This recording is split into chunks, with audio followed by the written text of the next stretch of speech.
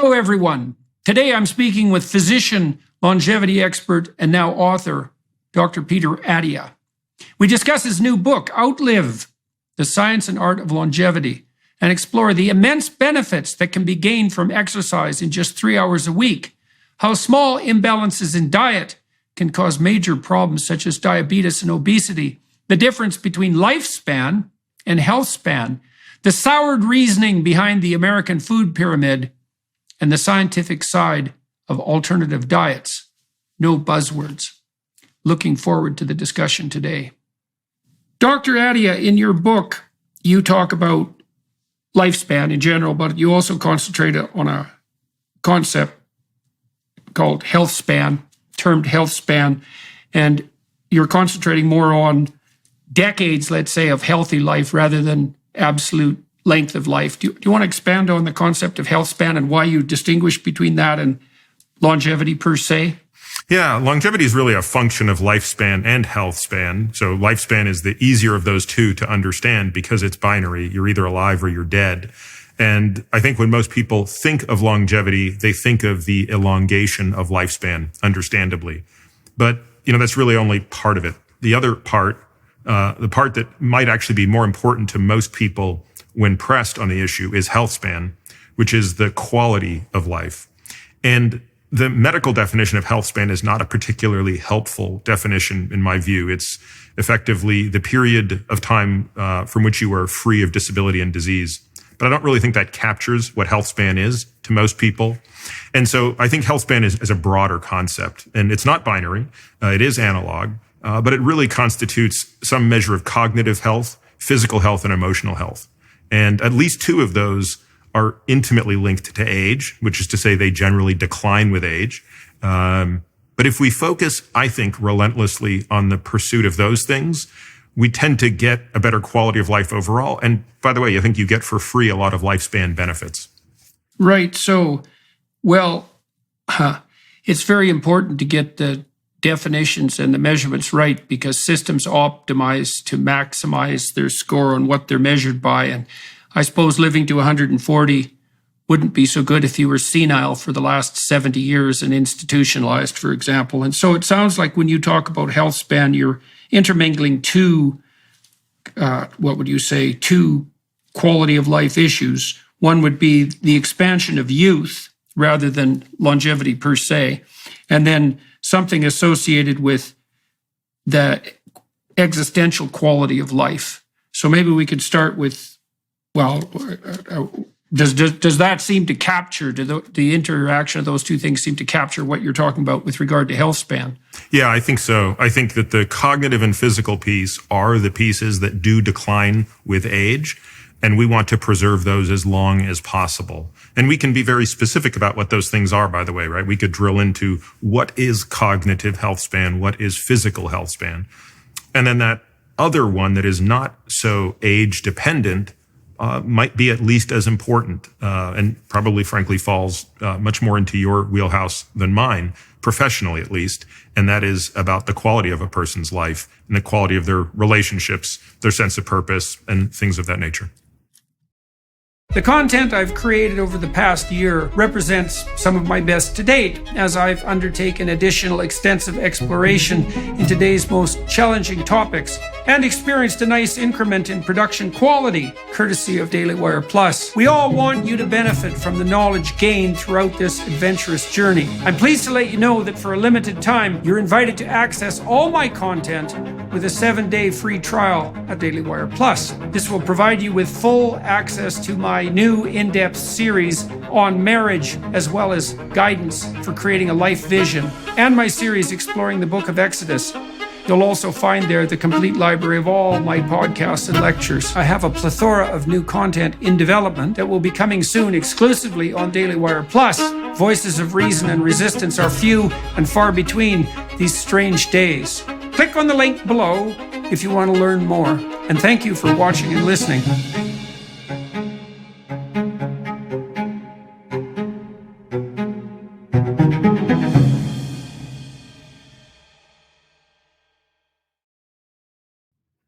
Yeah, so a long while back, I was looking at interventions to improve people's lives.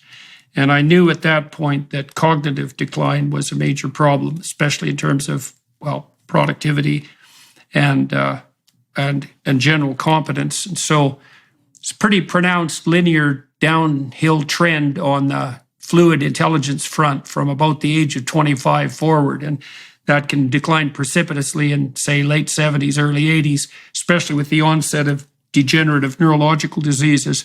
And I was looking at the literature on cognitive remediation. This is back in the times about 10, 15 years ago, when there were a lot of online sites that purported to run you through cognitive exercises that could increase or maintain your IQ. There's never been any evidence for that, by the way. It's a pretty damn dismal literature. But what I did find, and I think this is extremely solid, is that if you want to maintain your cognitive function, that both cardiovascular exercise and weightlifting seem to do a pretty damn good job. And maybe that's because the brain is such a oxygen-demanding organ, and other, obviously, it's energy demanding and resource demanding in other ways. And if you can keep yourself cardiovascularly fit, interestingly enough, that's the best pathway to cognitive health.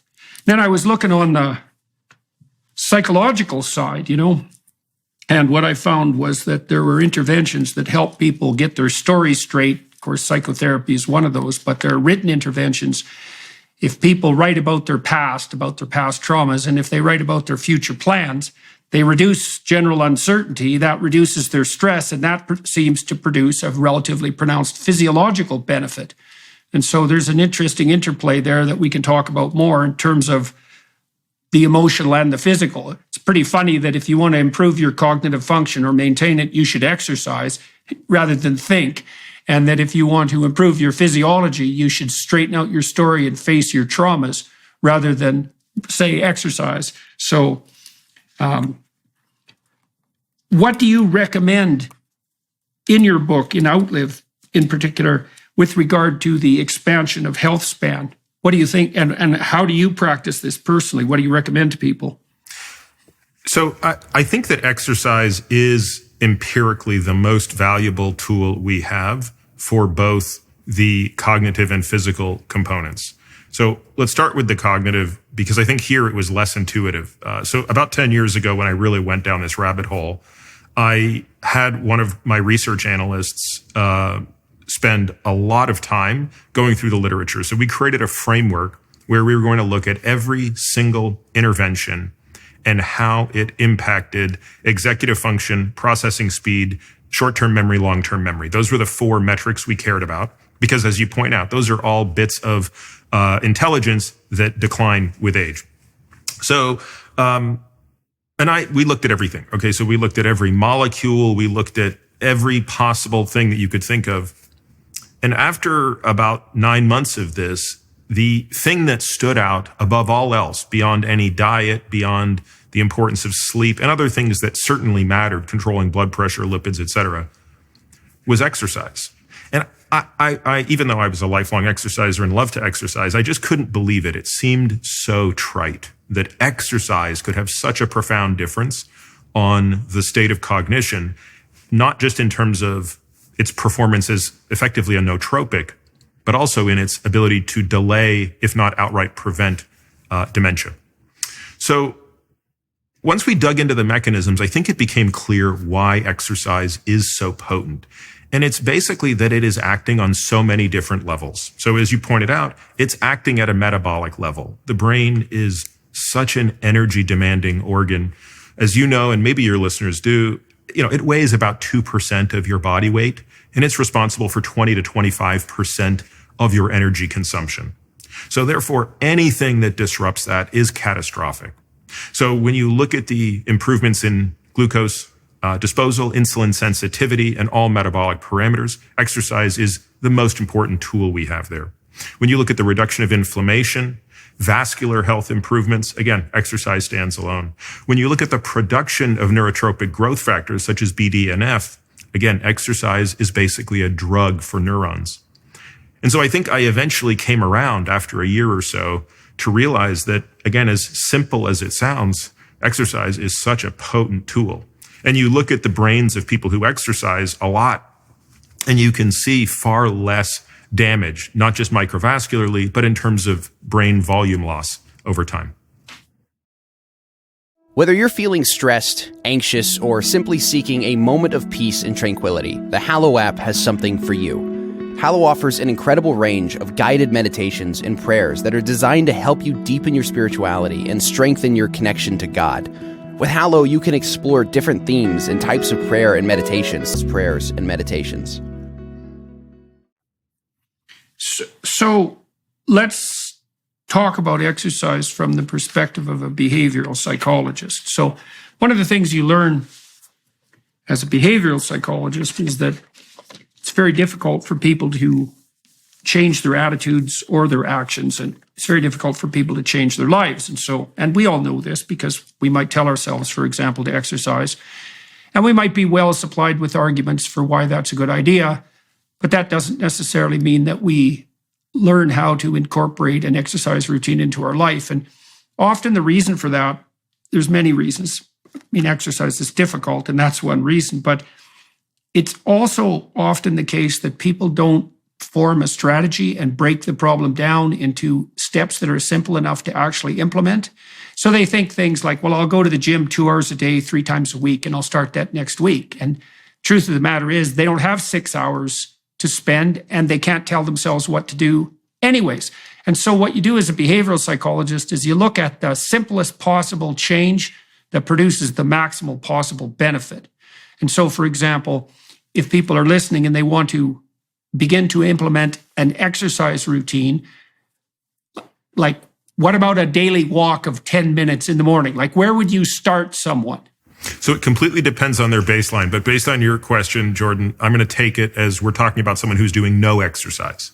Let's start with them. Yeah. So the good news is, first of all, and I accept the fact that not everybody is swayed by data, but I at least want to put it out there. So if you're a person who's in the doing 0 exercise per week camp, the very good news is the benefit you get from going from 0 to 3 hours a week is a greater benefit than anyone gets along the exercise curve, right? So taking someone who's at 5 hours and taking them to 15 will produce less relative benefit than going from 0 to 3. So in other words, I want that person to see some real incentive for making this change.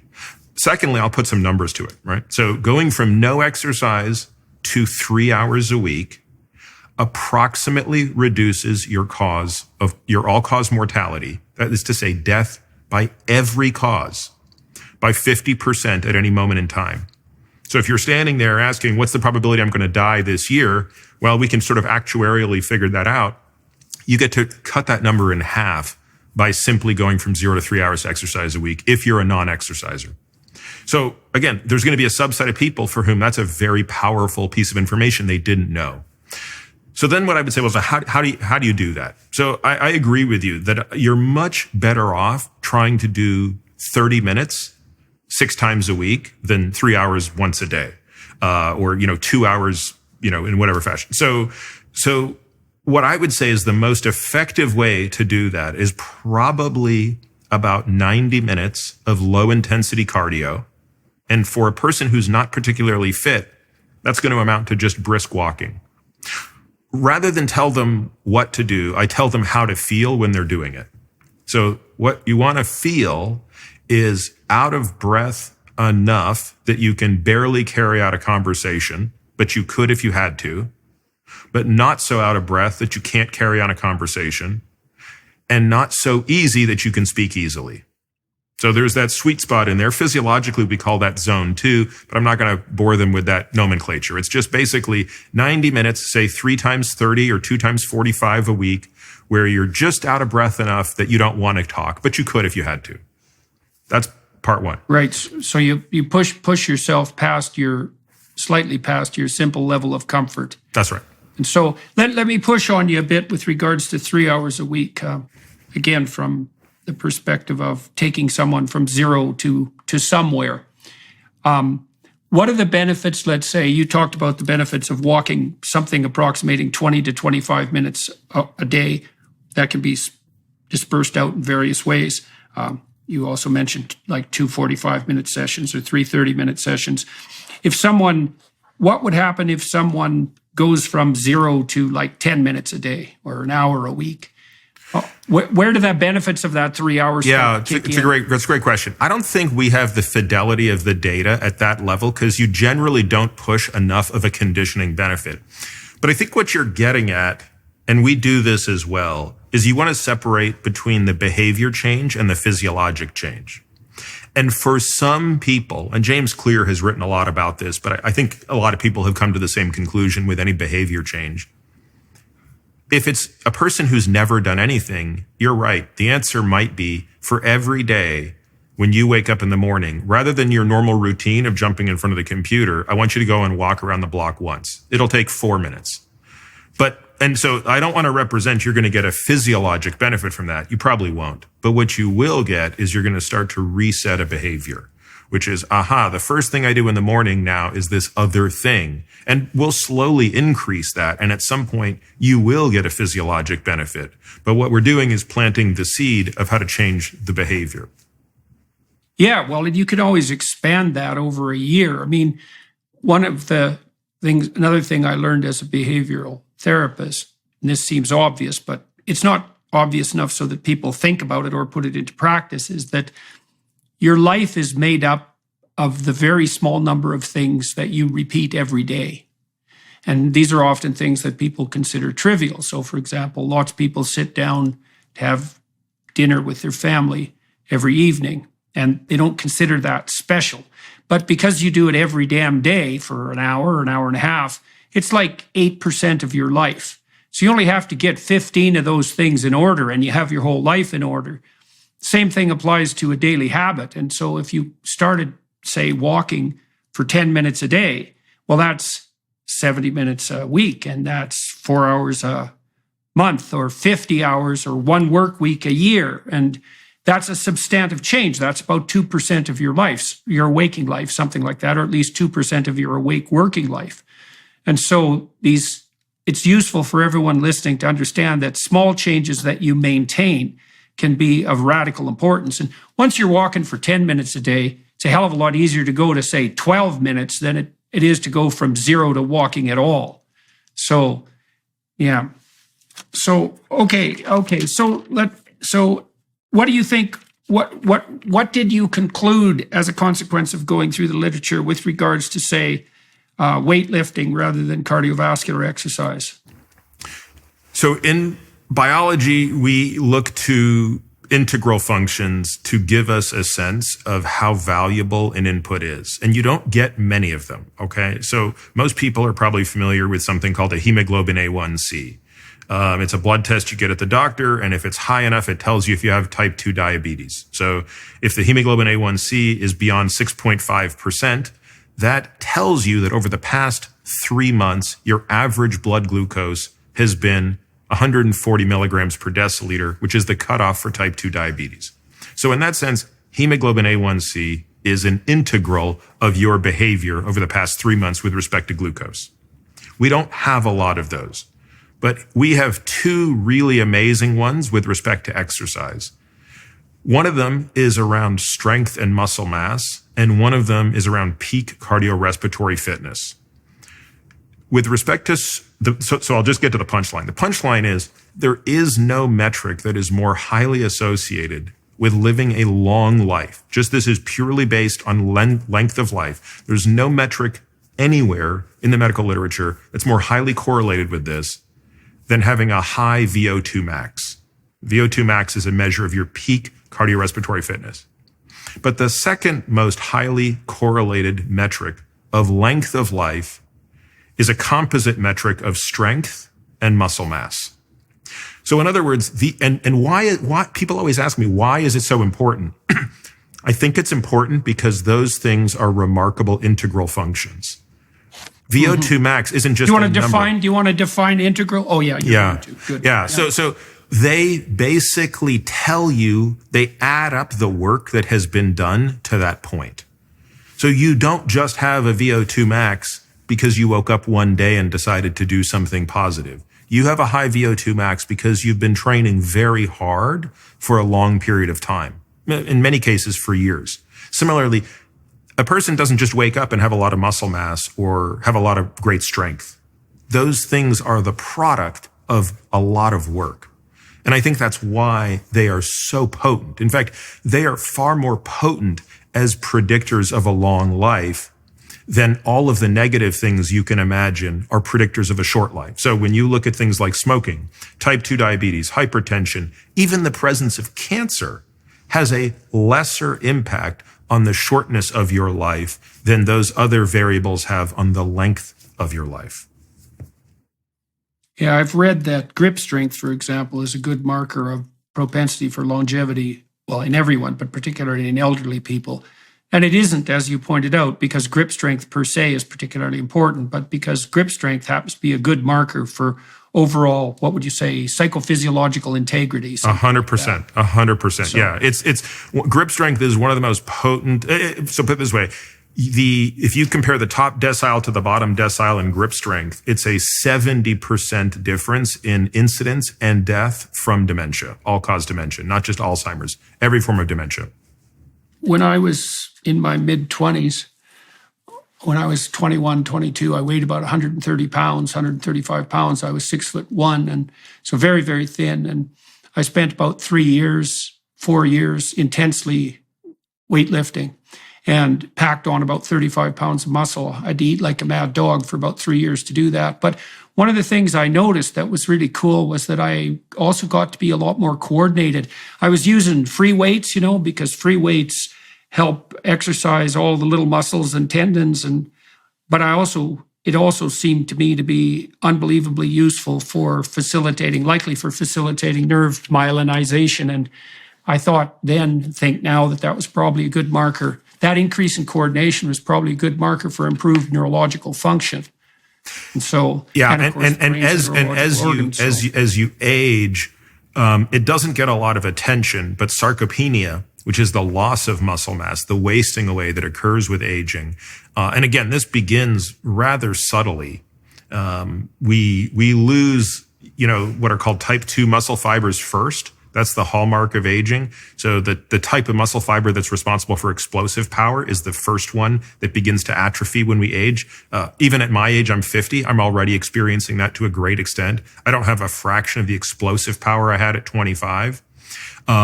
Once you lose explosive strength, you start to lose overall strength. And once you lose that, you're going to start to lose muscle size is the very last thing. So by the time a person is 75, the decline in muscle size, which is already preceding strength, is significant.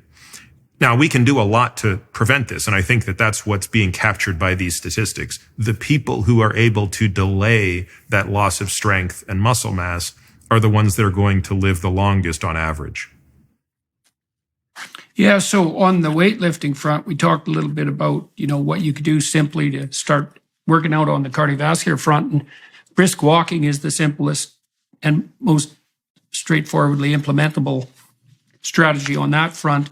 I would add one thing to that, Jordan, which is once a person reaches a certain level of fitness, the brisk walk may not be sufficient enough to produce enough cardiovascular stress. Depends where you live. But if you live in an area where you've got a lot of hills, that might not be the case. But for most people, there's a limit in human gait to how fast you can walk. And for most people, it's about 3.5 to maybe up to 4 miles per hour. And again, at a certain point, that's not going to be fast enough. So what we can do for that individual, rather than have them transition to running, I like to put weight on their back called rucking. So you carry a military type of backpack with plates of weight in the back.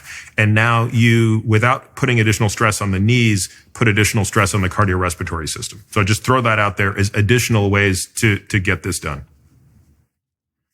Yeah, well, okay.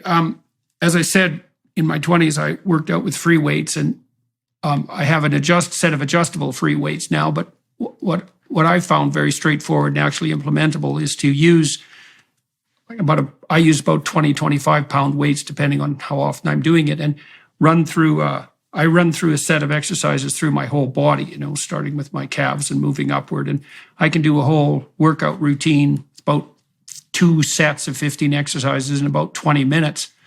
And so for everyone listening, it's also very simple to use to start weightlifting because all you need is a couple of dumbbells. Size is going to depend on, your size and your strength, but you can do an awful lot with 2 dumbbells. You can exercise your body in all sorts of ways.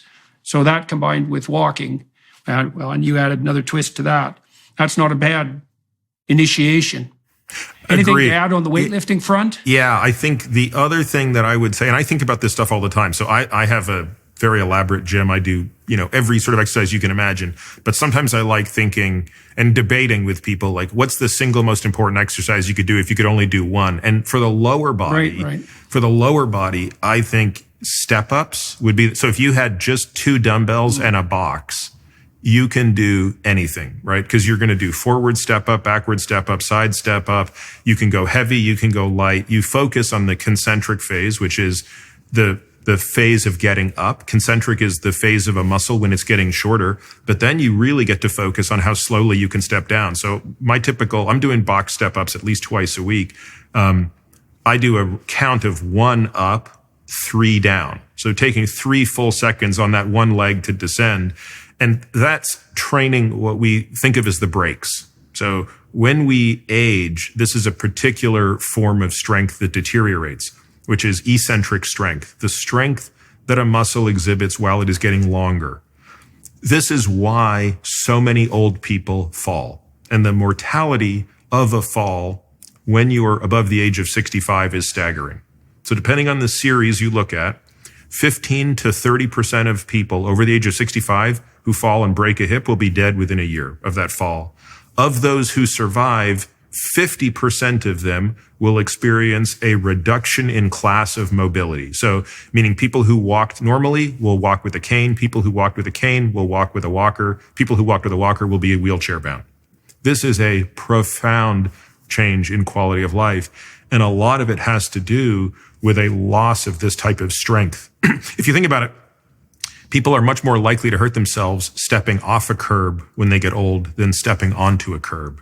It's these loss of brakes. So, a set of dumbbells, which you can carry around, because that's really a very important piece of upper body strength, is being able to carry something. That's where that grip strength is coming from. And being able to do step ups, step downs, squats, all sorts of things. You don't want to let perfect be the enemy of good when it comes to initiating this type of thing. How high does the box work? Can you use stairs or do you need a box? I think a box is superior. What you want to be able to do is work up to a height such that when the foot is on the box, the front leg is on the box, the thigh is parallel to the ground. So for most people, that's 16 inches, maybe 18 inches. A very tall person might be 20 inches. I recommend people start at a 12-inch step. Until they, and you start with your body weight. Let's be clear. I mean, for many people, just doing a proper step up and step down with body weight at 12 inches is right. And actually, in the book, it was becoming so difficult to write about this in detail that I did. There's a whole section where I write about how to do this, but in the end, we created a thing on our website where I just have a bunch of videos where I illustrate these things. So in the book, it directs people to where to go to just see, I think, 8 or 9 videos of the most important exercises that I think people should be able to do. Well, we should put that in the video description, so we'll have to remember to do that. Yeah. All right. Let's segue, if you don't mind, to nutrition and diet, and we can talk about obesity, diabetes, and inflammation on that front. I was interested in your comments on diabetes. So my understanding, and this is entangled with the problem of obesity. My understanding is that when physicians test for blood sugar, they age adjust the norms. And that strikes me as, let's say, peculiar, because it seems self-evident that if you have normal levels of blood sugar at 40, but that would make you diabetic or pre-diabetic at 20, then you're actually diabetic or pre-diabetic. And what that implies is that the rate of diabetes, which is already ridiculously and preposterously and devastatingly high, is actually much higher than we think. So Correct me if I'm wrong, or elaborate on that if you would, if you think I'm onto something there. So we don't do that. I can't speak to what any other physician does, but in our practice, we hold everybody to the same standard. I think we will acknowledge on one metric, because we use a standardized dose of glucose when we do what's called an oral glucose tolerance test. We will give women a little bit more latitude because they don't have as much muscle mass. So there's a particular test that we do where we give people 75 grams of glucose and we time at 30, 60, 90, and 120 minutes what their glucose and insulin level is. And in that window of time, what you are testing is how efficiently do their muscles take up glucose. That's called glucose disposal. So you're measuring insulin sensitivity and glucose disposal. And in that window of time, that's the only place you can put the excess glucose. And because women have less muscle than men, we will tolerate a slightly higher glucose response, but we want the same insulin response. So it's a very subtle difference. But no, we don't age adjust for anybody. We want a 60-year-old to be as effective at this as a 30-year-old. So can you outline for people what happens during normal Western aging, let's say on the insulin and glucose metabolism front, and what that implies for age-related degenerative diseases? It's a very interesting thing, and we're not entirely clear why, but there is an unmistakable decline in insulin sensitivity as a person ages. Now, it doesn't mean that you're destined to have insulin resistance or fatty liver disease or type 2 diabetes when you age. But what it generally means is, on average, a person needs to be more diligent as they age. And I've heard lots of theories offered for this, and my guess is they all play a role. There's clearly a reduction in testosterone as we age. Testosterone is a very pro-metabolic health hormone, right? So testosterone promotes lipolysis of fat by muscle. It promotes insulin sensitivity. In fact, there was a clinical trial about a year and a half ago that looked at men without type 2 diabetes, but who were pre-diabetic, on and off testosterone replacement therapy, and you showed a significant reduction in the progression to type 2 diabetes in men on testosterone. So clearly the decline of testosterone is playing a role in both men and women, by the way.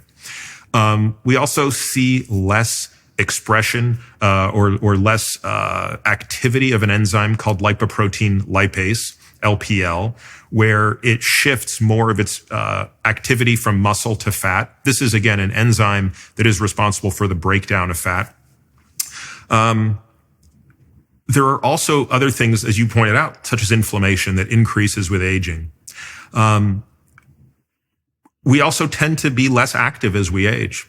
And one of the most important things to preserve insulin sensitivity is activity. So there's a really famous researcher at Yale named Jerry Shulman, who's one of the world's authorities on the etiology of insulin resistance. And when he does clinical trials, when he does experiments on human subjects at Yale, and he wants to study insulin resistance, the one criteria he must have is that the subjects can't be physically active.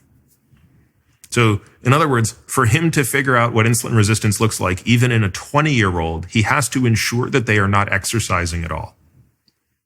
So it's some combination of these things and probably some other things that are explaining why all of us have to work harder as we age to avoid this phenotype. So maybe you could define insulin resistance, describe its relationship to elevated blood sugar or to blood sugar in general, and then discuss the relationship between the elevated blood sugar, insulin resistance, and aging as such. So think of the muscle maybe as a balloon. And the balloon is the only place where you can put air. In this analogy, air is the glucose. So there are some balloons that are very easy to blow up. And you can put the glucose into the muscle cell. You can put the air into the balloon quite easily. You don't have to blow very hard. But imagine a balloon that's very, very difficult to put air into. And at some point you can get air into it, but you have to blow much harder. So how hard you have to blow is the amount of insulin you need to put the glucose into the muscle. At some point you will not be able to do that. You can't blow hard enough. So again, just thinking about this in terms of physiology, glucose is a molecule that needs to be regulated very carefully in our bodies. Too much and too little is catastrophic.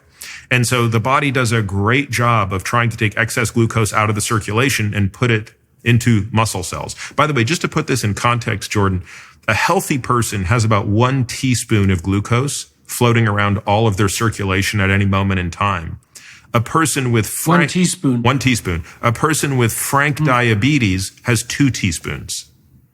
That's the difference between healthy and nearly dying, right? It's profound. And how many teaspoons of sugar are in a bottle of Coke? It's 30, I think, or 35. About 8. About 8 teaspoons in a small. I guess I was thinking of a big. Maybe I was thinking in a big 2 liter. In a big 2 liter, it would probably be about that. Yeah. Right. So our body is amazing at doing this, but it's a very delicate dance between how much insulin do you need to make that happen, and the canary in the coal mine of insulin resistance is after a person is challenged with glucose, even if their glucose levels normalize, they needed supranormal levels of insulin to do it. That's the initial blowing too hard on the balloon. So when you develop insulin resistance and that progresses to diabetes, you literally can't produce enough insulin to get sugar into the muscles. That's correct. Eventually, you cannot make enough insulin. And this is complicated by another factor, which ties into this cascade of metabolic disease, which is eventually fat starts spilling out from the cells that we are meant to use to store excess energy, which are our actual subcutaneous fat cells. And that fat starts spilling into other areas where we're not supposed to have it, into the muscle, which is what's causing the actual mechanism of insulin resistance. It's the fat in the muscle that is preventing the insulin signal from being heard effectively by the muscle cell. It also expands into the liver. That's what's called fatty liver disease or non-alcoholic fatty liver disease. The fat starts to be deposited in the pancreas where insulin is made, and that creates an inflammatory environment to the insulin-producing cells. So now you have the double whammy. You need more insulin, but you can make less of it because of the inflammation. And this thing very quickly spirals out of control, and the end state is type 2 diabetes. So now you have 2 teaspoons of sugar in your blood instead of 1 teaspoon. And so what are the consequences of that excess sugar load, which in absolute amount seems very trivial, right? I mean, 1 teaspoon in all of your blood seems like almost nothing, and 2 doesn't seem like much either. But the difference is at 2 teaspoons, the difference is starting to tip you towards what sort of So illness? you have 2 problems going on now. You have too much glucose and too much insulin. Because remember, when you have that high level of glucose, you're going to be treated with drugs that aim to increase insulin. And that can sometimes be insulin itself, or it could be drugs that produce more insulin. So let's start with the glucose side of the equation. The easiest way I think to think about this is too much glucose is bad for small blood vessels. Too much insulin is bad for large blood vessels. So what are those small blood vessels? The very first place this shows up is looking right into the eye. So I've always believed that a good ophthalmologist will spot metabolic disease before any doctor will. Because when they can look into the retinal artery and see the earliest indication of microvascular occlusion and inflammation, that is tied directly to what's called the glycosylation. So glucose sticking to proteins, including hemoglobin in the blood, that's basically creating microscopic, what we call ischemia, or lack of blood flow to the most distal perfused organs. So other small vessels that are absolutely ravaged by glucose are the kidneys. So diabetes, along with hypertension, would be the most common driver of end-stage kidney disease. You also see it in the coronary arteries, And believe it or not, it's probably one of the most important physiologic drivers of erectile dysfunction. Again, very small blood vessels in the penis. And therefore, when these things succumb to this type of end-stage glycosylation, you're going to see damage all around. Conversely, on the insulin side, elevated levels of insulin chronically, it's a pro-growth factor. So it's very likely the explanation for why obesity is the second leading environmental contributor to cancer after smoking. And it also damages large and medium-sized blood vessels like the aorta, the carotid arteries, et cetera. So this cascade of, again, it doesn't sound like much of a difference, as you said. It's a chronic issue that over enough time leads to the destruction of most tissues. So can you lay out the relationship now between insulin resistance, excess blood sugar, and the propagation of fat tissue? Now, the fat is being used to store energy, but how does that actually occur, and how is that related to excess sugar? Yeah, so in many ways, we were doing really well as a species until, 100 years ago, right? In that, what allowed us to have this remarkable escape from all other species vis-a-vis natural selection was this ability to store energy and fuel our brains. So as we talked about earlier, like the brain is such an energy demanding organ that we couldn't have survived if we didn't have a way to keep energy portable with us. How would we survive a day with no food if we didn't have a way to store energy? Because certainly more than one day, you have to use fat stores to get by. You can't just rely on glucose stores. So we have this very efficient way to do it. We have a very safe depot of subcutaneous fat where we can put fat in it, which is excess energy, and that's primarily fatty acids and also excess glucose can be stored in this form. And we can acquire it as we need it, right? So, when energy stores are low, you go and you get that. Or when energy itself is low, you go and acquire this. The problem comes when you exceed the capacity of that. So the way I describe it in the book is everybody, and this is largely determined genetically, everybody has a bathtub. Some people have a really big bathtub. Some people have a really little bathtub. The bathtub is the total capacity of your fat cells to store fat. So water goes into the fat cell. That's the food you're eating. There's a little drain at the bottom, which is all the energy you're expending. That's coming out. And therefore, the energy in less the energy out determines the balance of water in the tub. If you're getting fatter, the water is rising in the bathtub. At some point, the water gets to the lip of the tub. You have now exceeded your capacity for safe storage of fat, or in this case, safe storage of water. What happens next is the water spills over. Now it's gone from being totally physiologically normal to total chaos. Just as if water spilled over your bathtub, it would be total chaos, right? It would ruin your house. And the question is, where does that fat go once it spills over? And it's where it goes that causes all of the problems we're talking about. When it goes into the muscle, it impairs the muscle's ability to sense insulin and create the glucose transporter to bring in glucose. That's the sine qua non of insulin resistance. When it goes into the liver, it creates inflammation, which can ultimately lead to cirrhosis and liver failure. When it goes into the pancreas, it secretes cytokines that impair the beta cells, which produce insulin, which exacerbates the insulin resistance problem. When it surrounds your organs as what we call visceral fat, it releases inflammatory cytokines that lead to cardiovascular disease disproportionately. So again, all of these things are happening not because we're getting fatter in the right place, i.e. water in the bathtub, but because we're getting fatter in the wrong place. And this is another example of which it doesn't take a lot of fat to spill over.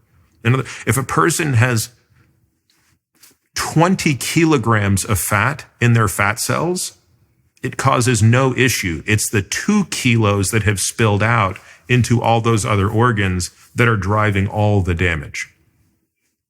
Yeah, and I read too, this is another example of the dangers and sometimes benefits of the things that you repeat every day.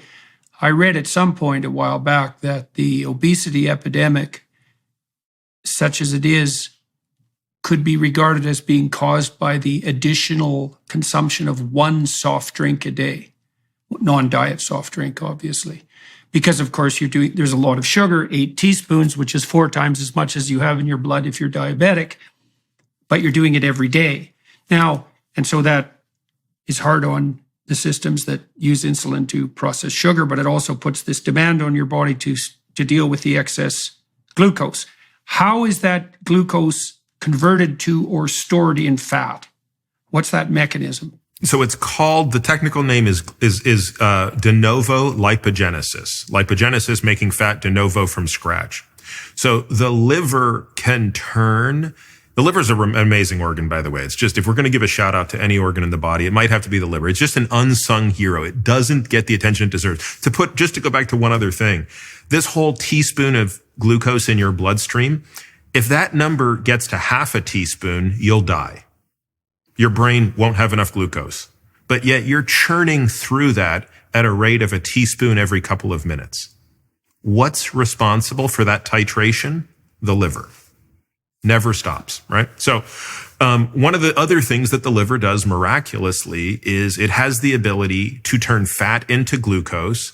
It has the ability to turn glucose into fat, and it has the ability to turn protein into glucose. So it can also change the orientation of molecules. And so the process of turning glucose into fat is basically an exercise in breaking glucose, which is a 6-carbon molecule, down into 2-carbon chunks, and then joining them in a long fatty acid chain. We would much rather store energy in fat. It's the most efficient chemical molecule in which to store energy. All the energy, of course, in our body is in the form of chemical energy, stored in the bonds, carbon to carbon and carbon to hydrogen. And a fat is the most efficient vehicle to do that. So we would much rather actually store energy as fat than in glucose. And we don't store that much as glucose. Okay. So let me step sideways here for a moment. I'd like to talk about the food pyramid with you. And so I'm going to lay a little bit out about my understanding of the food pyramid and how it came about. And then we could talk about the standard Western diet and its relationship to insulin resistance and obesity. So my understanding is that the food pyramid was actually produced not by scientists or by MDs, although there were some MDs who were consulting, who were mostly ignored, but by the Department of Agriculture. And it was a marketing scheme, essentially. And that the consequence of the marketing scheme was that people were enticed and convinced to rely primarily on carbohydrates for their nutritional necessities, and perhaps carbohydrates at far too excess a level. Now, carbohydrates are transmuted into glucose during metabolism, and we eat way more carbohydrates than we need to produce the amount of glucose that we need. Now, people have been getting fatter in a catastrophic way for about 4 or 5 decades, and that's really in no small part since the introduction of the food pyramid. Now, I do understand that part of the reason the Department of Agriculture did this was because carbohydrates, and this was particularly true of corn syrup, do provide a very inexpensive source of calories. And if you're dirt poor and you don't have enough to eat, I mean, just getting enough calories, period, is of vital importance. Not everybody can afford steak, for example, or more expensive foods of that type, but virtually everyone, poor or not, in the West can afford basic carbohydrates. But now we're in a situation. But having said that, I also have read, and I think it's valid, that there was early evidence that this heavy carbohydrate-loaded diet that was being prescribed was going to increase obesity and diabetes, which it's done at a level that makes the epidemic look like absolutely nothing. And this is still being pushed forward by people who are hypothetically on the nutritional front. So 2 questions. What's your understanding of the derivation of the food pyramid, and what do you think about its recommendations for the typical diet? So I think before getting to that, there's a broader point I want to touch on that you just sort of alluded to, which is what is the system optimizing for? So in the book, I talk about the standard American diet, which I forever abbreviate as the SAD. And the standard American diet is effectively, with or without food pyramid, the standard American diet is what is killing people. And so the question is, where did the standard American diet come from? The standard American diet was nothing more than the solution to a business problem. So the business problem was we need something where we can produce lots of food. So you had to have this quantity issue, right? So that gets to part of the problem, right? We have too many people at the time who are undernourished. We can't have that anymore. Everyone needs to be adequately nourished. So we need scale. The next thing is exactly your point. It can't cost too much. So we have to be able to do it at scale, and it has to be cheap. The third question or problem statement was it has to be non-perishable and portable, right? So you can't have abundant food if it needs to be consumed 10 minutes after it's made. So it has to be sort of non-perishable. The fourth and final parameter, I guess, there would be it has to taste really good. We have to make food very palatable. This, again, is just part of a business and marketing strategy. And what I argue, I guess, is that the solution to those four things is what we have today. Like when you walk through a grocery store, all you're looking at is the solution space to a problem statement called those four questions, and it's called the standard American diet. Now, with or without a pyramid, I'm going to just argue that 95% of people, if they go through life eating the standard American diet with no attention to how much of it they eat or maybe certain things in it that they shouldn't eat, are going to be unhealthy. There just aren't that many people that have the genes to avoid the deleterious consequences of the standard American diet left unchecked. And therefore, right, well, so that was the least conspiratorial account of the origin of the American. Well, I mean, that I've heard, and that's fine. I mean, that's perfectly appropriate. I mean, I do think that we could give the devil his due and say the consequences that we have today of this epidemic of obesity was, in fact, the consequence of solving a problem too effectively. I mean, the middle of supermarkets, the outside edges of supermarkets don't contain generally highly processed carbohydrates, let's say, but the center does. And they are cheap, and they are delicious, and they are easily provided, and they are portable, and they aren't. And so that did solve the problem of undernutrition on the pure caloric front. So we're victims of our own success in that sense.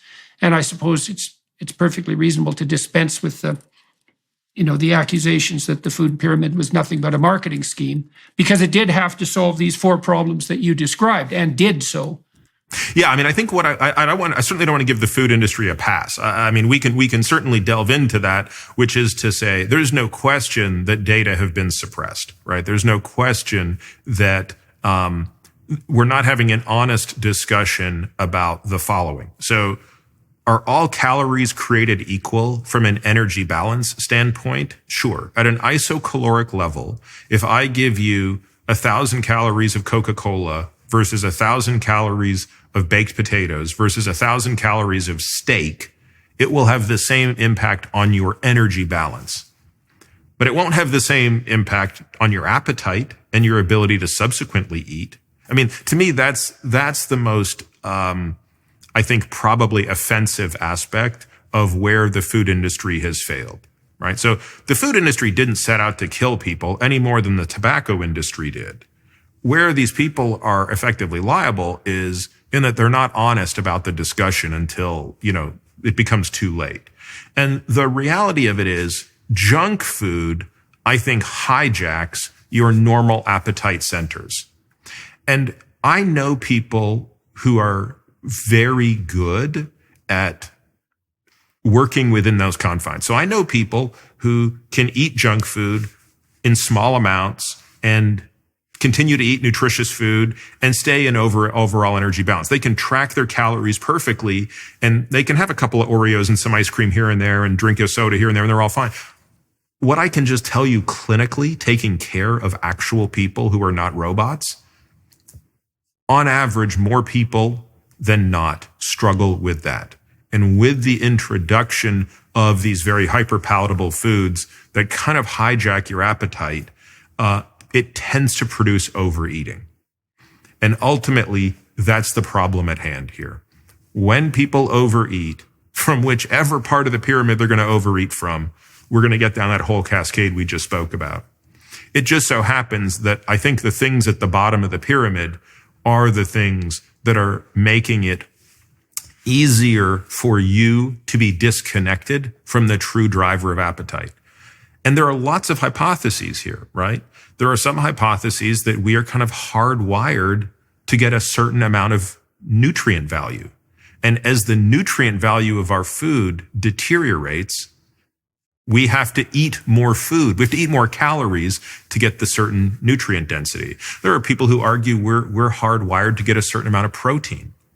And as we're diluting protein content in food, we're eating more calories to get food. In other words, and by the way, I don't think any one of these particularly is necessarily the explanation. My guess is it could be a lot of the above, but it's probably the case that we are opportunistic omnivores, right? We grew up, we evolved eating pretty much anything we could, but we didn't eat that much of it because we didn't really have that much of it, and we were wildly active.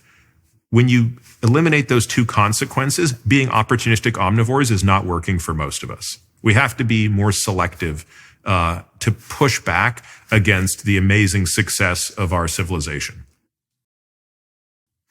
Yeah, well, it is a remarkable thing that you can walk into your local Starbucks and there's one on every corner and get an 850 calorie muffin for essentially nothing. And that it is delicious and that it is addictive. And it is a hallmark of a certain kind of success. I'm going to go sideways here for a minute, and because I have something, I suppose, that's slightly more on the personal side to ask you about. So as you may or may not know, my daughter was very ill with a plethora of immunological problems, including very serious juvenile arthritis. And it just about killed her. It did destroyed 2 of her joints, and she had another 38 that were affected, and so she was always in a lot of pain. And I looked into the role that diet played in arthritis through the scientific literature for a couple of years and found 2 things, and they were somewhat contradictory. And one was that there was no real evidence that any specific elements of diet had been linked to juvenile arthritis specifically, but, and this was a major but, if people who are arthritic fasted completely, then their arthritic symptoms often disappeared. And so I thought that had something to do with the consequences of fasting. But then my daughter started to play, and my wife as well, very intensely with the diet. We went to a nutritionist who recommended an elimination diet at one point because we did notice that she would react to strawberries and oranges. And within a day, her thumbs would swell or her toes would swell. And so we knew there were some things she was eating. We had her tested for immunological reaction to food, but when we tested her, she showed a hyperreaction to virtually everything they tested her for. And we concluded at that point, well, there's no damn way she could be reacting to everything she's eating. Well, she went on this elimination diet and showed a bit of reduction in symptom, but the elimination diet made no sense. Like there was no rhyme or reason to what you could eat and what you couldn't eat. And so she started to experiment with more restricted diets and eventually discovered that if she only ate beef, and it turns out for her, it has to be beef that isn't aged, then all of her immunological symptoms disappeared. And then my wife and I started playing with that diet. And so I've only been eating beef fundamentally, for almost 5 years now. And I've talked to hundreds of people, and we've had messages from thousands of people showing that this is, first of all, radically effective as a weight loss strategy, and also seems to produce remarkable effects on the general disease symptom front. Back in November of 2021, there was a study published by a Harvard group, which wasn't a perfect study because it was retrospective self-report, but they assessed 2,500 people who'd been on a carnivore diet for 6 months and showed something approximating a 90% reduction in all disease symptoms. And it was the only scientific paper I ever read where the surprise of the researchers was palpable between the lines in the scientific writing. Because, in a scientific article, all that emotion, negative or positive, is pretty much ironed out. But these people were so shocked by what they found that it couldn't help leaking into the document. And so, well, this has been quite surprising to me because I never imagined in my wildest dreams, number one, that you could just live on meat, number two, that it would have such a salutary effect. So for me, a guy lost 52 pounds in 7 months. I went from 212 pounds to 165, which is exactly what I weighed when I was 23. And I've maintained that weight since. I can put on muscle mass with no problem, even though I'm 62.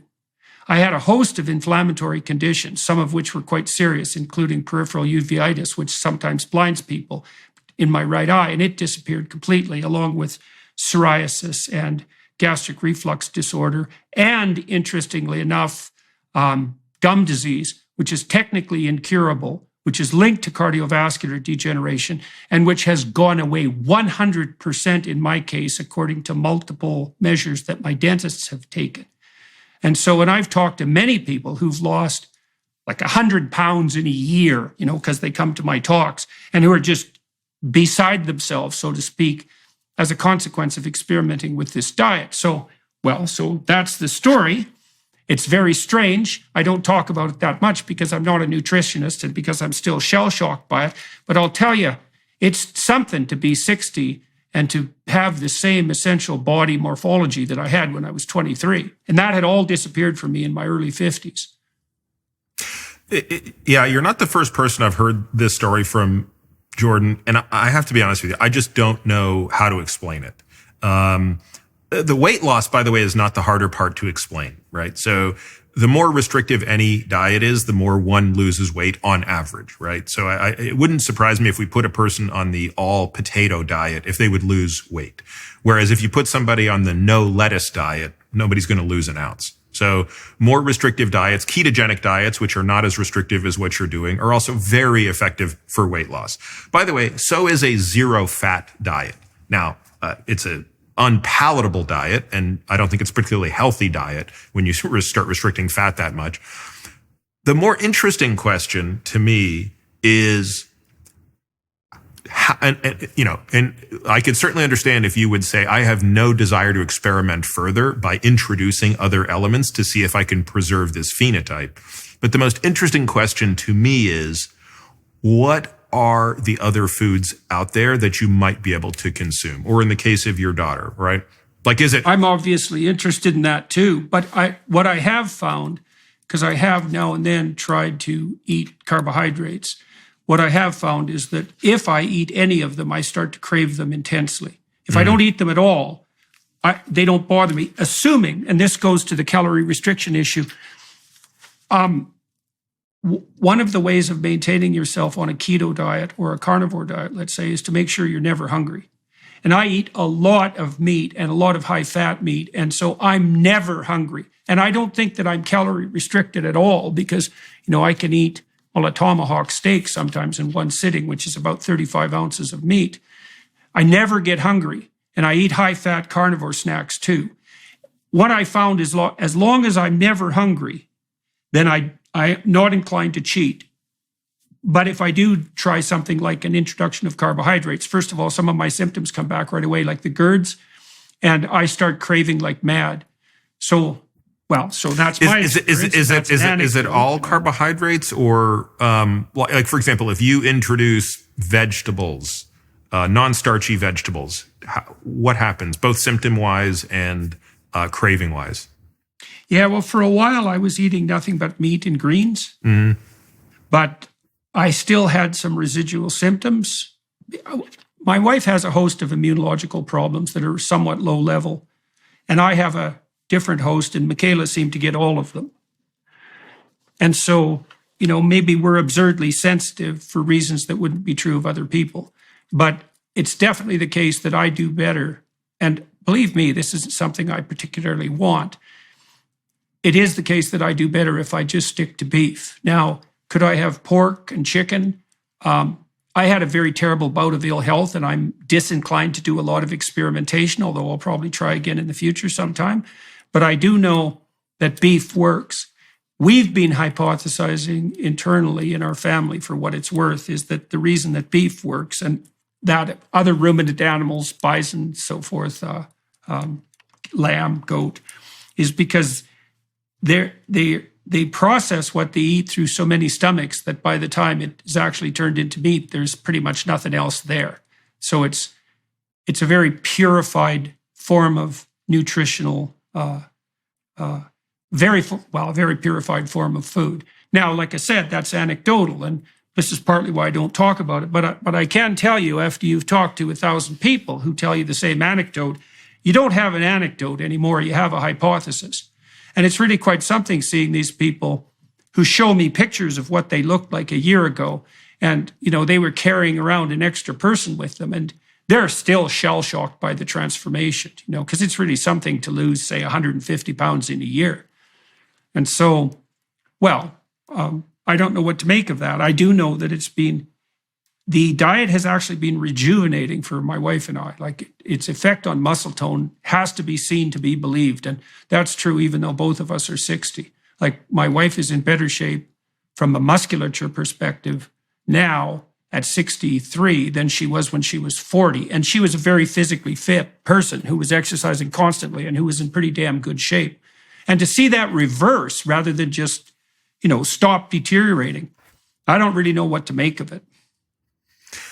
I would love it to be studied prospectively. I'm very curious as to what's going on, in particular with that. I mean, there are lots of data out there showing the efficacy of a ketogenic diet in the amelioration of type 2 diabetes. I do think, look, when it comes to type 2 diabetes, any amount of weight loss is going to produce a benefit, but it seems that a ketogenic diet has the easiest compliance, and there might be something to the fact that it's kind of removing the thing of which there is an excess, right? By at least taking away the thing that is in most excess, it's easier to kickstart that. A fast, of course, is also a great way to kickstart that, right? Something about taking glycogen levels down in the liver and the muscle makes this easier. Well, the advantage too of the diet, the carnivore diet in particular, is because you can eat as much as you want. It's actually not a diet. The problem with diets is that they require privation, and they require almost continual privation, and then they also tend to produce a yo-yo effect.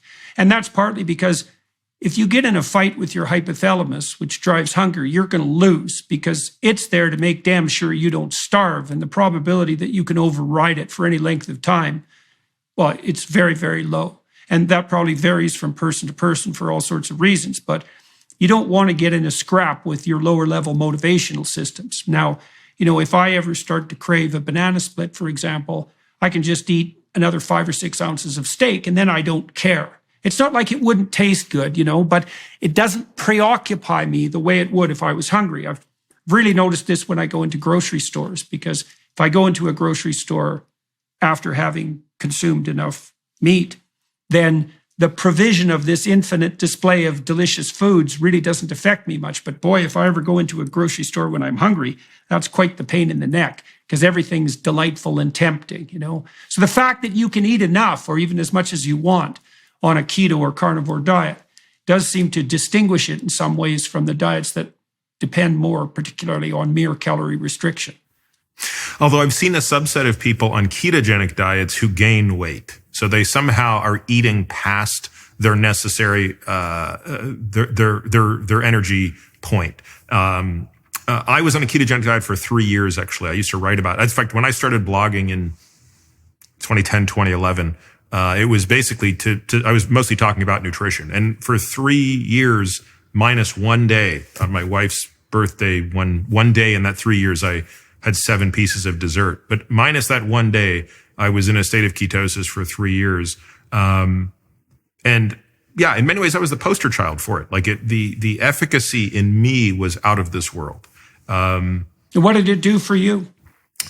Oh, I mean, I lost 40 pounds. I, was probably, I mean, just from a body composition standpoint was, by DEXA, which is the gold standard, about 7.5% body fat. Every metric of, every biomarker you could measure or possibly care about was in the, even by my standards, which are not to consider what's optimal, but to consider what's exceptional. Everything was great.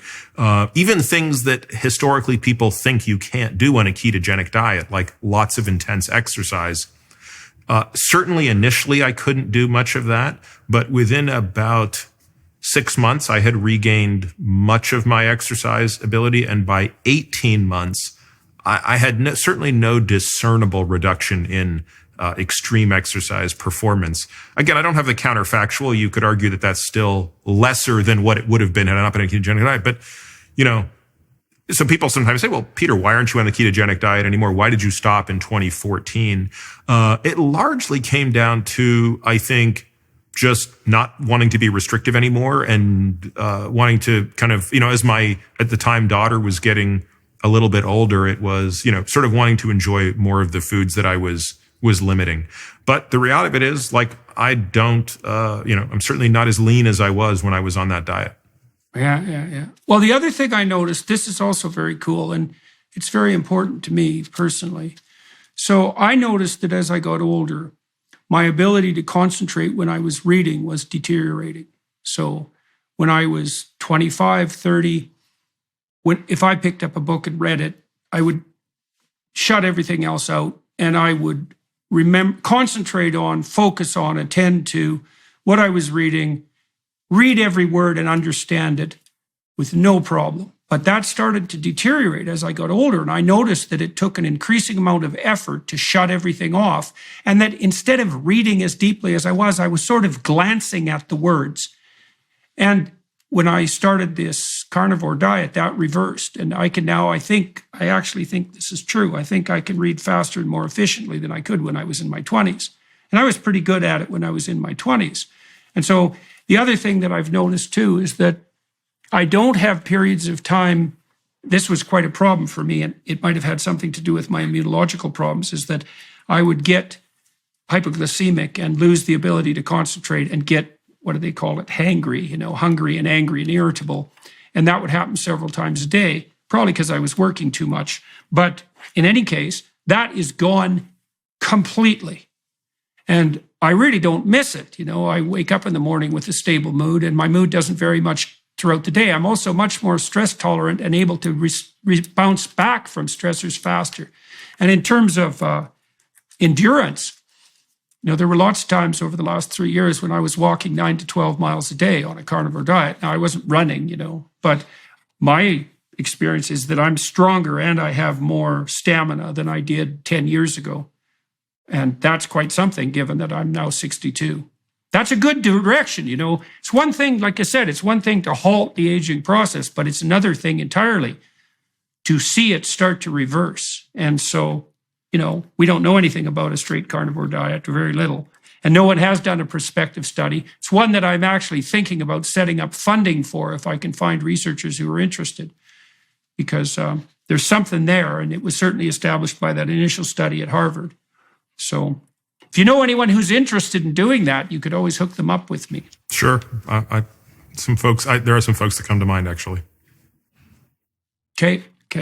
All right. So do you want to talk a little bit about the other more common diseases that you deal with in the book? You talk about heart disease. We've touched on heart disease. You talk about cancer, neurological degeneration, Alzheimer's, for example. Let's walk through that domain a little bit, if that would be okay with you. Sure. Where would you like to start? Let's start with cancer. Everyone's favorite. Yeah, I think, cancer is the second leading cause of death in the United States and globally. Of what I describe as these four horsemen of death, cardiovascular disease, cancer, neurodegenerative disease, and the metabolic diseases that we've already talked about, cancer hits its peak first. So the other diseases rise monotonically with aging. Cancer actually peaks in late middle age.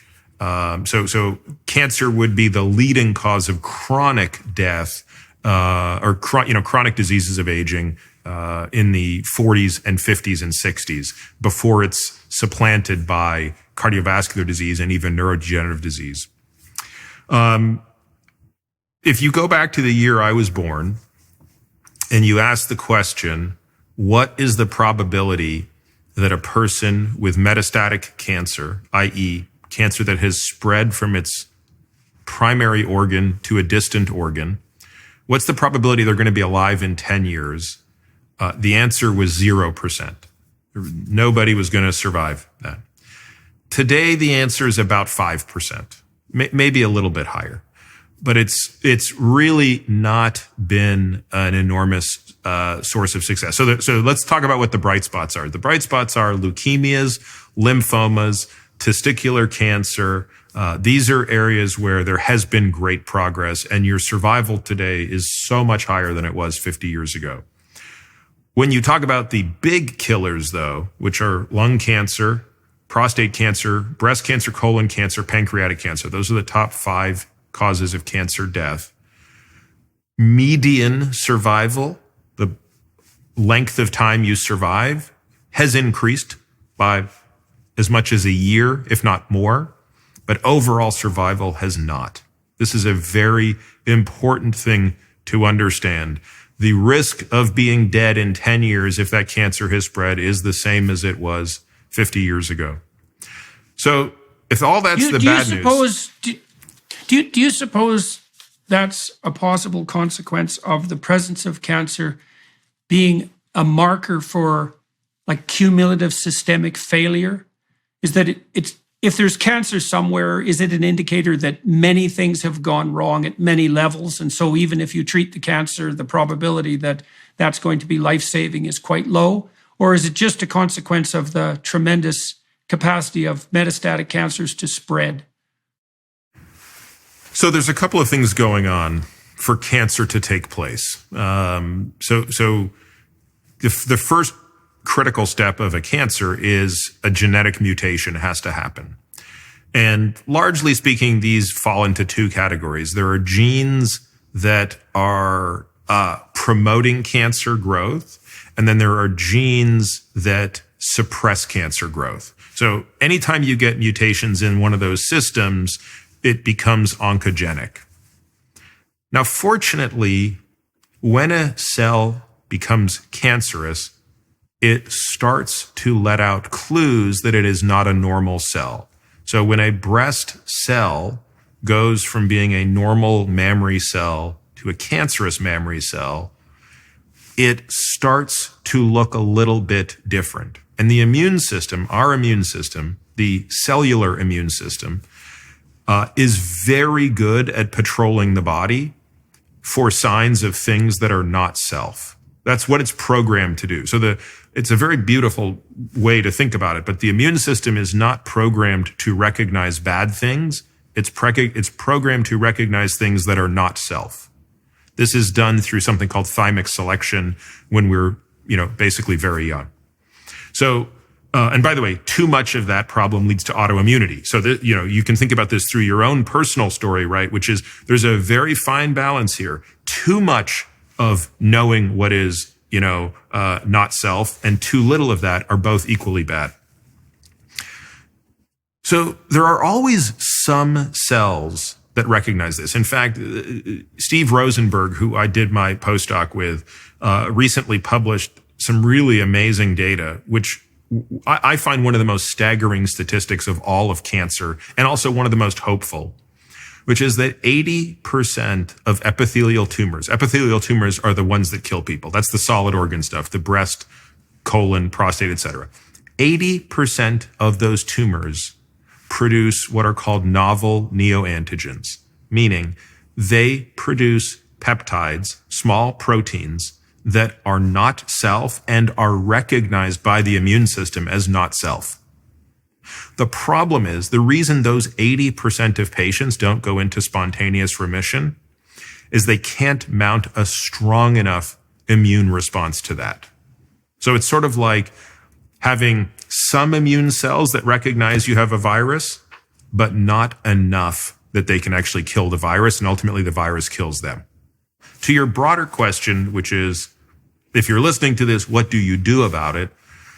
It starts to me with, what are the two most clear environmental triggers of cancer, and how do you avoid them? And then secondly, what's the rest of your strategy?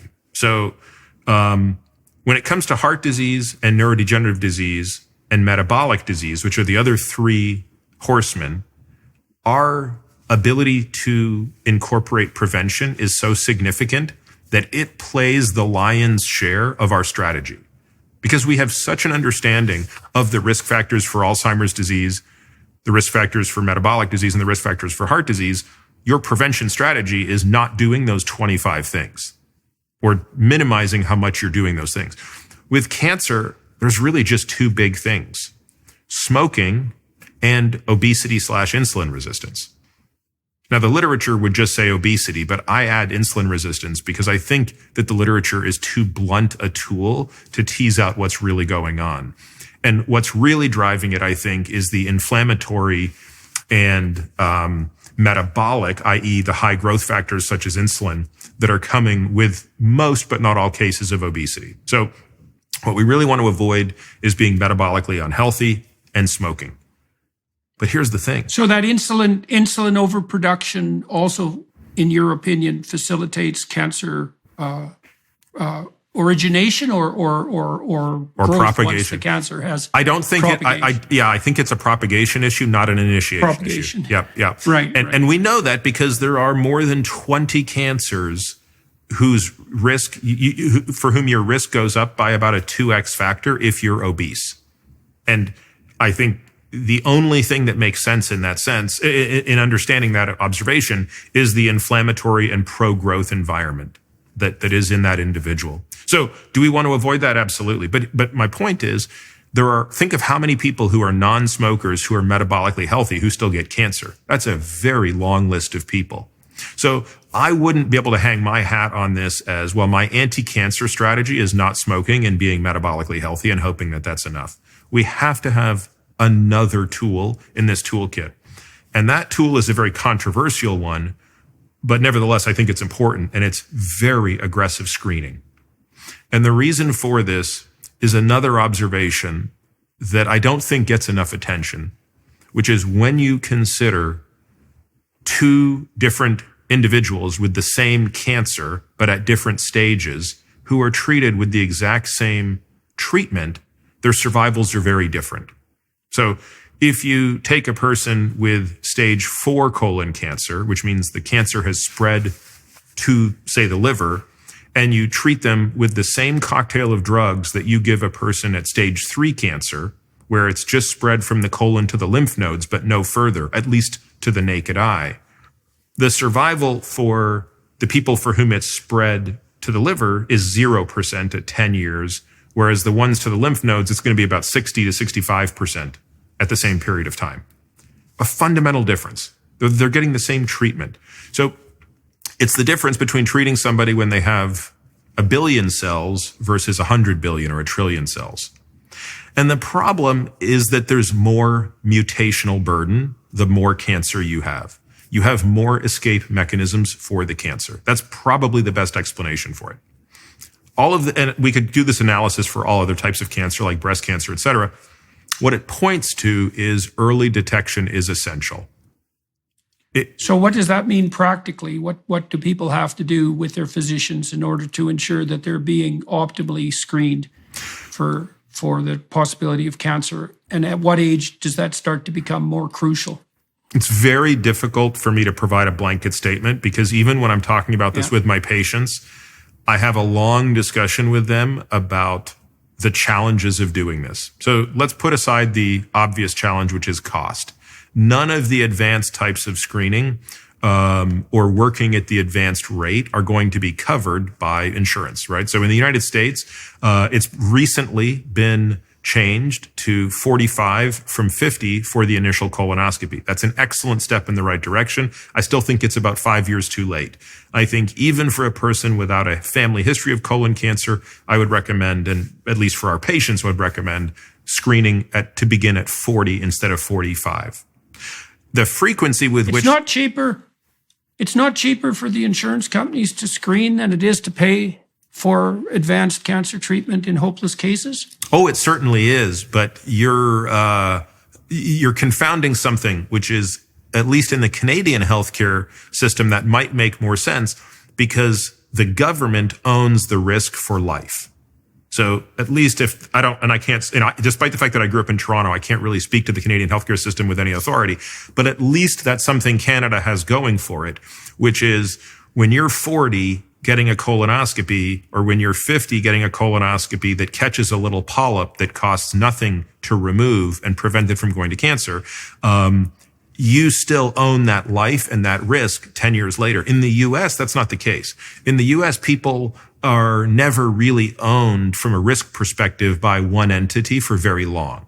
So there's much, much less incentive in our system, unfortunately, to truly invest in prevention. And that's if we were to talk about the structural problems of the US healthcare system, that might be the single most important one.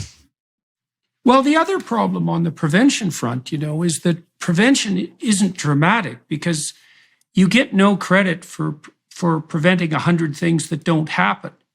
If you cure something, that's pretty dramatic because someone's ill and you cure them, and the fact that they're no longer ill is self-evident. But if you stop something cold in its tracks, all that happens is that people pay attention to other problems and other, let's say, more showy and noticeable cures. And so it's not only hard to fund prevention, it's also hard to market it, right? Because you can't give credit to the people who've managed it. And so that's a big structural problem. Like it seems one of the logical conclusions from our conversation was that it would have been a much better investment on the government side and on the social side to have put a fair chunk of the money that was spent on cancer treatment into prevention of the entire range of diseases that we've been discussing, and primarily with a focus likely on obesity as the number one. Is it obesity? Do you think that's the number one concern across all these classes of degenerative disease? Yes. If you're going to say, it's metabolic disease, right? So obesity is just a proxy for that. But yes, metabolic disease would be the, one that feeds and amplifies all the others. But there are other things that we haven't explored. Like, I don't think we have done a decent job remotely of understanding, going back to cancer, what the impact is of other environmental toxins in cancer. And the reason I think it's so important in cancer to look at this is because smoking and obesity only explain so much of it. So in other words, I can't tell you what the number is, but it's knowable and it's large. The number of people who get cancer who are neither smokers nor have obesity or insulin resistance. And so there's still a big fraction of people for whom something else is driving their cancer.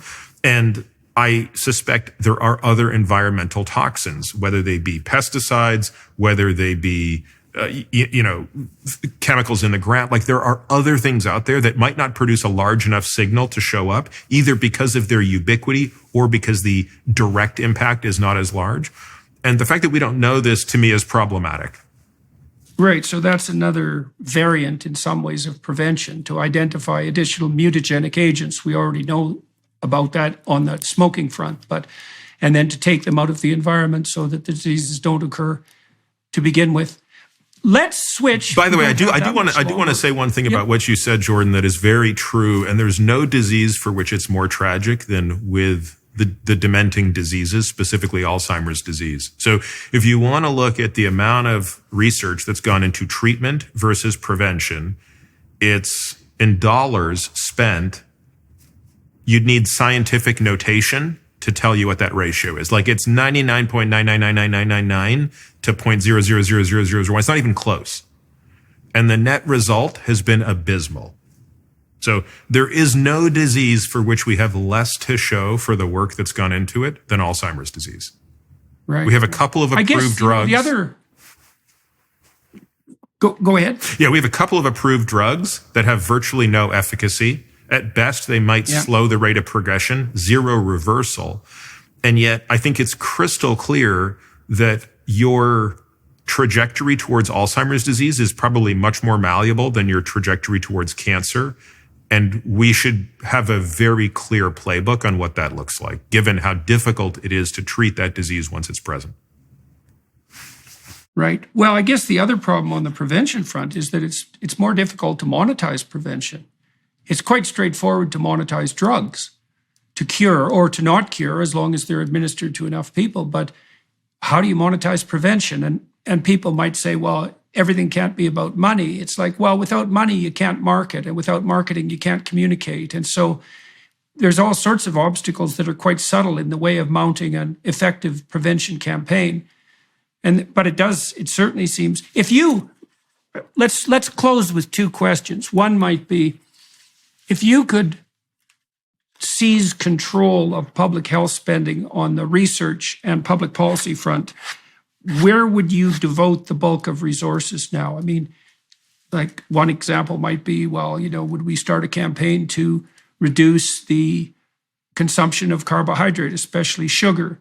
But we talked about other elements of prevention as well. If we were going to spend our money, research money and our public health money efficiently and get the most bang for the buck, where do you think we should spend it? And what evidence do you have to support that? It's really hard to say because this is just as much a behavioral question as it is a scientific or medical question. Again, the numbers point back to exercise, Jordan. There's no ambiguity about that, right? You're going to get more benefit in a person's health if you get their VO2 max high, you put lots of muscle mass on them, and you create a high degree of strength. And that's going to be true for men, women, young, old. It doesn't matter. There is no exception to this rule. And therefore, I would put most of my resources from a public health standpoint into how do you do that? How do you make exercise something that is interwoven from preschool onward at a level that is truly efficacious? And that's going to not just mean getting people to exercise. It's going to be figuring out ways to change the environment that supports being active more often so that you're being active and not even when you're not exercising. But it's also going to involve understanding that everybody's different. There are some people who hate exercise, and what do you need to do to make it more enjoyable for those people? What kind of financial incentives do you put in place for people to exercise? Because I really do believe carrots can be more effective than sticks here. And, people are sitting here talking about, universal basic income as a potential way to alleviate some of the societal problems. Well, if we're going to be paying people, maybe paying them to exercise, and providing, a way for a really good incentive around this, because it's going to obviously save cost, but I think more importantly, improve the quality of a person's life. No individual cares about the cost, right? Because they're not bearing the cost. So that's the arguments around that I don't think matter. I think the only thing that matters is, can we have you do something that's going to improve the quality of your life? Wonder what would happen if we took kids out for a 15-minute walk every morning as part of the school curriculum and made that habitual. It'd be good for the kids too, because they might be able to sit down and attend a bit more if they actually had a bit of exercise before they were required to sit and do nothing for 6 hours. So, to start building those habits of activity in youth so that they persist. I would get rid of chairs. I would get rid of chairs in schools. Every kid would have a standing desk. Sitting is it's not a particularly productive thing in the position we do it in, right? Sitting in a squatted position is fine. But the angle that we're sitting at is really, it's not conducive to great biomechanics later in life. So if you watch a child, your kids are probably too old now, but mine are not. I can see the change in body mechanics as they go through more and more time in chairs.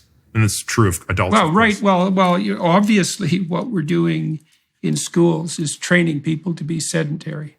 Yeah. Obviously. That might be the most fundamental impact of the education system. I read an interesting book years ago called Systemantics by a man named John Gall, and it's a set of aphorisms about how systems work, and one of the aphorisms, which I never forgot, was the system does not do what its name says it does. And so when you analyze a system, for example, one of the reasons I think that universities get away with charging tuition fees that are like absolutely unreasonable by any standard, is that you have a pretty decent chance of meeting your lifetime mate if you go to university. And so it might be that the fundamental function of universities is to aid in the process of assortative mating. Like, systems are very complex, and hypothetically the education system educates kids, but its fundamental function, for all we know, might be to turn people into sedentary and obese adults. Because we don't know, right? We're not smart enough to analyze the behavior of these complex systems. Let's end with one final thing. We touched briefly on the issue of emotional health. And so tell me your thoughts on that in general. What are your recommendations in Outlive, in your book, and how do you associate the issue of psychological and emotional health with exercise and diet, for example, or any of the other lifestyle modification processes that we've discussed?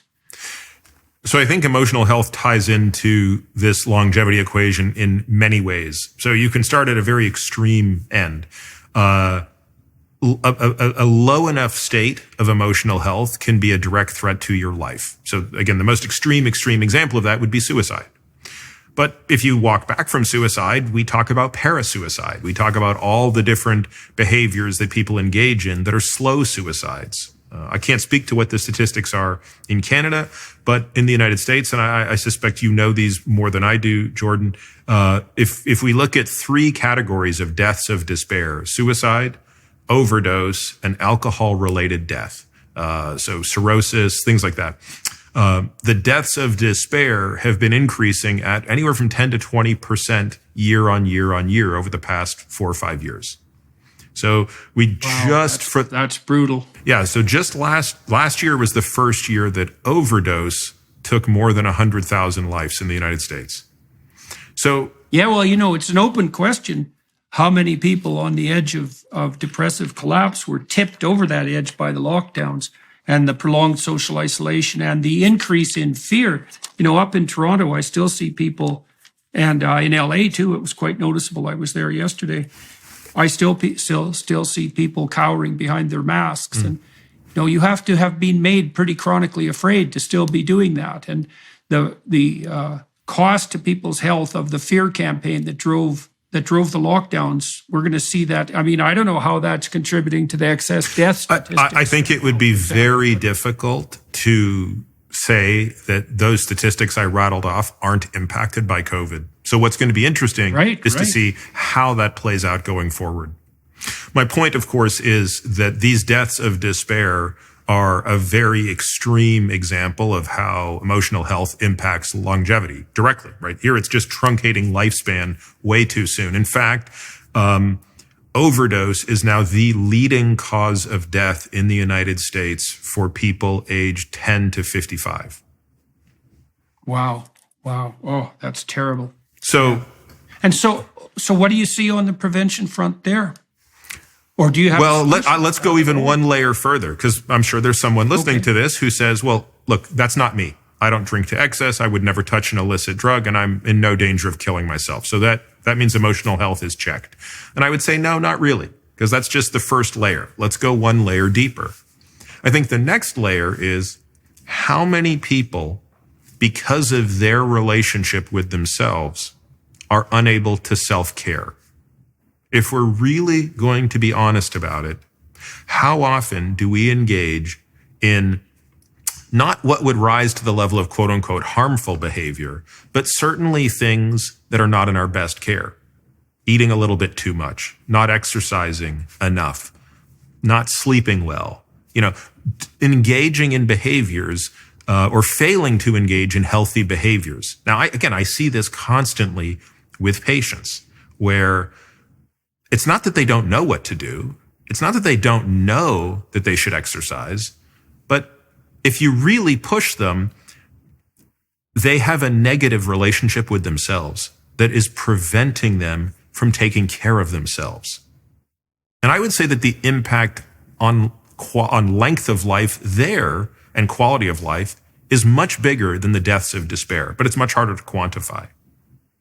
So then I'd go even one step further and say, okay, well, you're not in category 1, where you're an immediate threat to your life because of this your emotional health. And you're not even at the point where you're failing to take care of yourself. But now you maybe land where you're just not happy. Your relationships suck, right? You're a lousy father. You're a lousy husband. You're a lousy parent. Any of these things. And you're basically living without a sense of why, right? You're not, as Esther Perel put it to me, what is the purpose of living longer if you're unhappy? And I think that that's probably the biggest circle. And that's, to me, one of the most interesting ones here. And again, for me personally, the one I wanted to explore the most in myself, which was how much of this obsession with longevity is about figuring out how to not die versus understanding how to live. Mm-hmm. And so what have you concluded on the treatment front in regards to that set of problems, or the prevention front, let's say? Well, again, it's worth caveating that everything that I write about in the book, I come to it with some lens of expertise, right? I mean, it's what I do for a living. It's what I've spent more than a decade researching. I can speak with some authority about cancer and heart disease and dementia and exercise and nutrition. When it comes to this particular issue, I have no expertise. I come at this through the lens of a patient. And therefore, I think everything I say must be taken with the understanding that it's somewhat anecdotal, and therefore needs to be explored with professionals who I think can bring to it, for example, the expertise you could bring to it. But I'll tell you what I've learned. I've learned that most people probably have some degree of unresolved business in their childhood that has produced adaptations. And in some cases, many of those adaptations are very good and should continue, but some of those adaptations are negative. And that is malleable, right? So there's kind of this view of hope, which is you don't have to throw out the baby with the bathwater. You can, again, in my case, you can take some of those adaptations, which produced, hard work, discipline, all of these things, but you can get rid of some of the negative ones, such as the negative self-talk, the perfectionism, all of these other things that created a very negative impact on myself and those around me. So this requires very hard work. And unfortunately, it's not something that lends itself to the faint of heart. Unfortunately, at least in my experience, I'd be much more curious at your experience. Many people need to be at a local minima, not necessarily the rock bottom, but close to a rock bottom to start to probe those things. Well, I can tell you some of the things that I've learned, partly as a consequence of public lecturing and speaking to people constantly about how they might straighten up their life. The first thing I would say is we've run a series of studies on a set of programs I designed with my students and my previous graduates, my graduate supervisor, Robert Peel and Daniel Higgins. Peel was my supervisor and Higgins my student. We developed a suite of exercises called the Self-Authoring Suite. They're at selfauthoring.com. And the past authoring program helps you write an autobiography and clear up that excess baggage. And the present authoring program helps you analyze your faults and your virtues rather programmatically so that you can start to generate a strategy to rectify your faults and to capitalize on your virtues. And the future authoring program, which we've studied most intently, helps you develop a vision for the next 5 years. And if we have people do the future authoring program before they enter university, if they do 90 minutes of developing a vision, 90 minutes, that's all. No preparation, with no one reviewing what they've written, the probability that they'll drop out falls 50% and their grade point average goes up 35%. And it is tied to precisely what you described, is that people need a reason to live. And I also, in this exercise, we help people break down the reasons to live. And this touches on another point that you made regarding relationships. You can't be healthy psychologically in the absence of a network of functional relationships. You need a partner, you need a family, you need friends, you need business colleagues. You have to be nested in a functional social hierarchy. And so we walk people through this process of vision development. We ask them what they would like to have in 5 years if they could have what they wanted and needed. We ask them how catastrophic their lives would be in 5 years if they let their bad habits get out of control. That sort of sets the parameters, right? Don't do this and do this. And then we ask them 7 questions. What do you want in an intimate relationship? What do you want in your friendships? What do you want for your job and your career? How are you going to educate yourself? How are you going to take care of yourself mentally and physically? What are you going to do with your time outside of work that's productive and generous? How are you going to shoulder some civic responsibility? I think that covers the fundamental domains. Those are places that people generally find meaning in their lives. And the upshot of all this is that almost no one has an explicit strategy for their life, and that's a catastrophe. What do they say? The people perish without a vision. This is literally the case, and this is precisely what we're talking about. But it turns out, just as in the case of exercise, you said you can get a walloping advantage from just going from 0 to 3 hours. Going from no plan at all to a hastily contrived 90-minute plan, well, like I said, that stops half the kids from dropping out of university. And so there's a large body of research showing that these sort of writing exercises to clean up your past and to structure your future are salutary on the psychological and the physiological front. So you can imagine there's a 3-prong approach to health span, right? Sufficient exercise, appropriate diet, and the development of something like a comprehensive account of and vision for your life. Yeah. And that would be relatively inexpensive and, all things considered, relatively easy to implement. So you never know, maybe we'll get smart enough to move hard in that direction as a society over the next couple of decades. So I guess, is there anything else you would like to tell people before we close? We're going to turn, just so everybody's listening knows, and watching, we're going to turn to the Daily Wire Plus platform. I'm going to talk to Dr. Adia for additional half an hour about the development of his interest in these areas over his lifespan. That's usually what I do in that half an hour period. But is there anything else, Dr. Adia, that you would like to relate to the viewers and listeners before we close? No, I think those are 3 great principles there. And I guess the only final thing I would say, and it kind of ties a little bit into the last one, is there's an exercise I have my patients do called the marginal decade exercise. So you write down on a piece of paper your age, so I'm 50, and you draw a line extending across the page, and you tick off at 10-year increments, so 60, 70, 80, 90. And then I do the same exercise for my kids. So I have a 15-year-old girl, 9-year-old boy, 6-year-old boy. And I tick those out at the same 10-year increments. So 25, so the daughter, 25, 35, 45, 55, et cetera. And they're lined up. Okay. And then I start to imagine when they might have kids. So this is a little bit of guessing, but I start to put, grandkid 1, grandkid 2, grandkid 3, grandkid 4. Okay.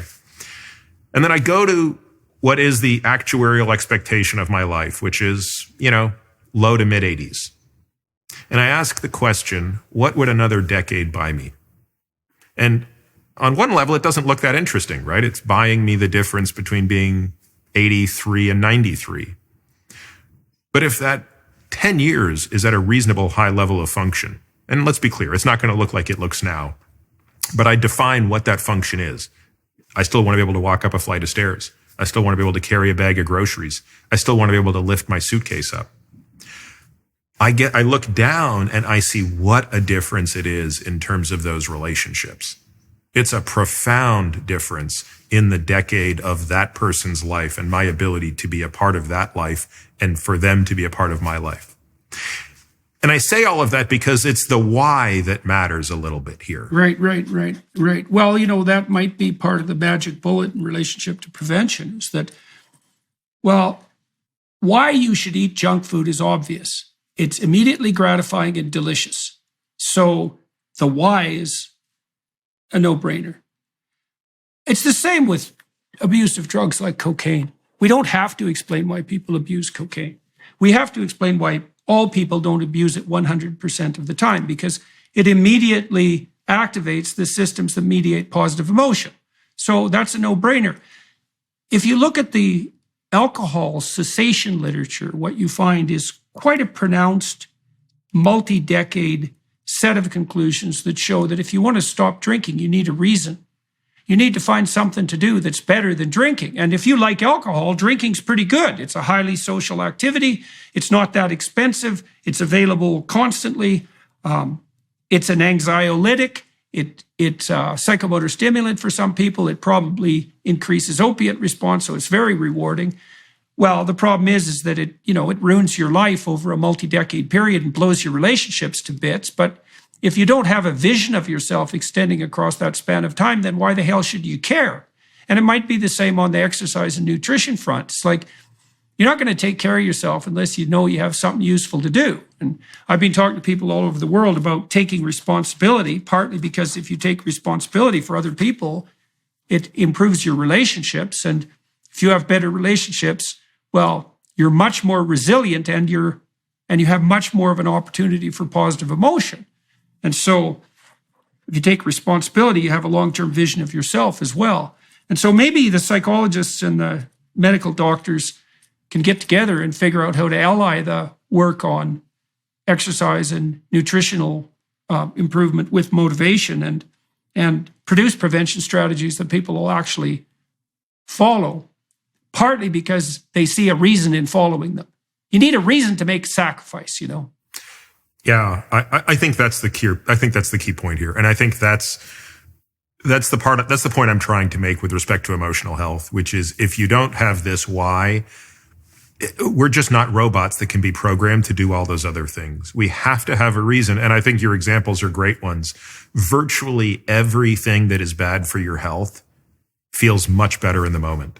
So to say no to that, you have to offset the hyperbolic discounting problem of delayed gratification. You must have something that is stronger than the immediate hedonic pleasure of either not exercising, eating the wrong thing, staying up too late. You pick whatever it is.